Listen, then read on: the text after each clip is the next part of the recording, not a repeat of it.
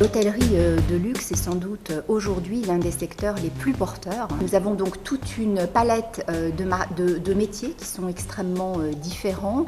Tout d'abord dans les métiers de la restauration, nous recrutons du personnel en cuisine, en service. Nous avons également beaucoup de banquets, d'événements qui font que nous recherchons du personnel dans ces métiers-là.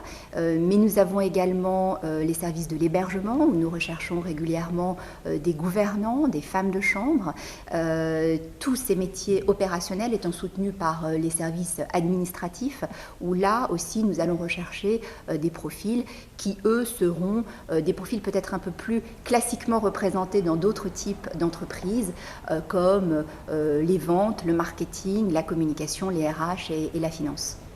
Ensuite, il y a toute une typologie de métiers qui sont peut-être des métiers un peu plus nouveaux, qui émergent et qui deviendront sans doute vraiment porteurs dans les années à venir, comme le yield management, donc, qui est la fonction qui vise à optimiser le revenu d'un hôtel.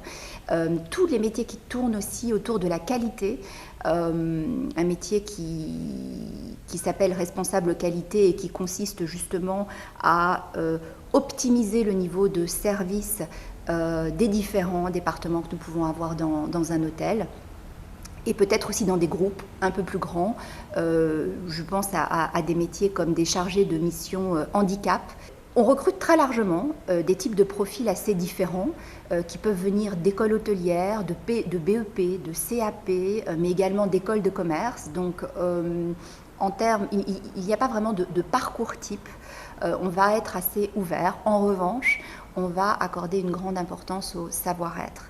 Sans doute davantage que savoir-faire, parce qu'on va considérer que la technicité de nos métiers peut s'apprendre.